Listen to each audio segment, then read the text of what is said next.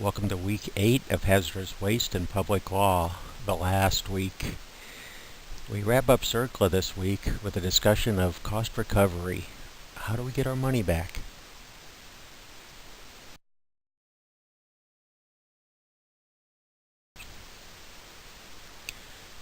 First, let's look at some defenses and exclusions that may actually prevent liability under CERCLA. There are a number of these.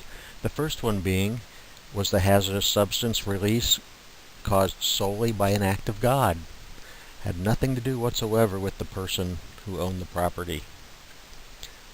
Second, was the hazardous substance released caused solely by an act of war?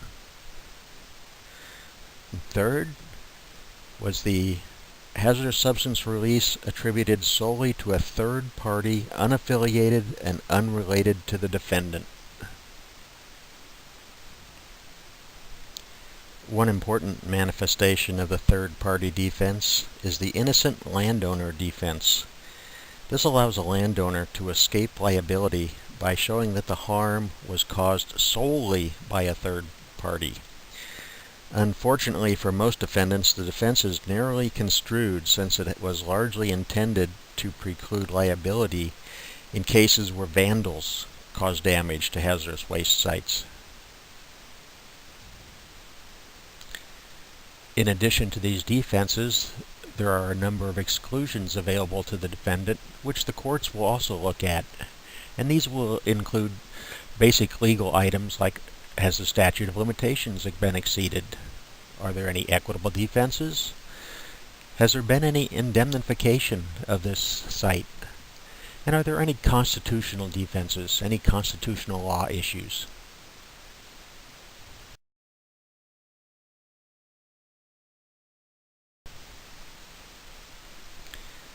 For CERCLA, Congress created a special method for cleaning up hazardous waste sites by providing both government and private parties with authority to respond to hazard releases at abandoned and inactive waste disposal sites. Whereas the federal government may turn to the Superfund in responding to the hazardous waste disposal problems, private parties may maintain claims to recover costs of cleanup from parties responsible for the harm.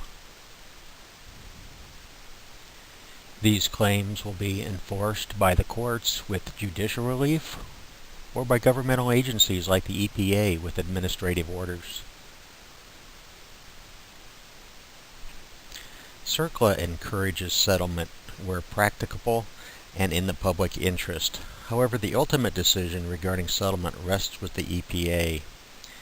For the government, settlement through consent decrees offers an attractive vehicle to economize limited administrative resources while expeditiously cleaning up hazardous waste sites. For potentially responsible parties, CERCLA contains several provisions which give PRPs tremendous incentives to forego litigation. Some of these incentives are: 1. Settling parties are shielded from contribution claims. 2. Non-settlers are effectively penalized by bearing the risk of disproportionate liability. 3. Non-settlers must face strict liability with narrow defenses. And finally, 4. Non-settlers face joint and several liability irrespective of fault.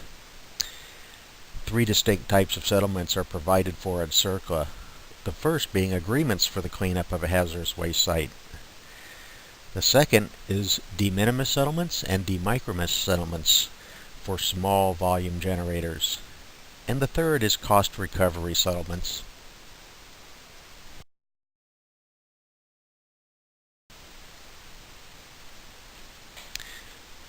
With a CERCLA private cost recovery action, you might first think about a private citizen getting involved in the cleanup process and the financial expenses of the cleanup. But more than likely, it's a situation of two potential responsible parties, each trying to obtain monies from the other person. Say, for example, Party A spent 100% of the money on the cleanup and is now seeking a refund from potential responsible party B because B didn't contribute a dime to the cleanup.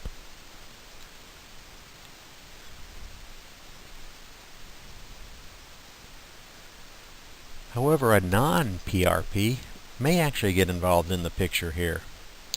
A private party who is not a PRP can bring a cost recovery action under Section 107 if 4 conditions are met. First, if the plaintiff is a person. Second, if the defendant caused the plaintiff to incur response costs. 3, if the plaintiff incurred necessary costs of response. And 4, if the costs were consistent with the National Contingency Plan. With these type of situations, you might think of a cleanup contractor who goes to the site, performs work, expends monies, and comes back later expecting to be paid back for that work.